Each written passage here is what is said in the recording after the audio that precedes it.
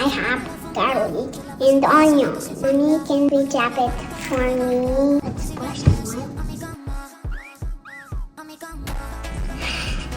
Yoo-hoo! Chicken now. Put that chicken. Pour some milk.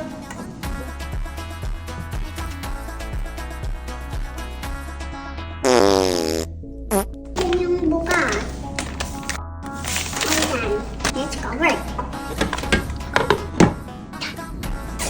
Toast the spinach.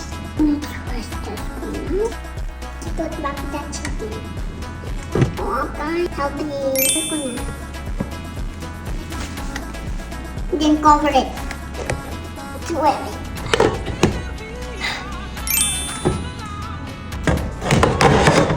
Now look at that. Wow.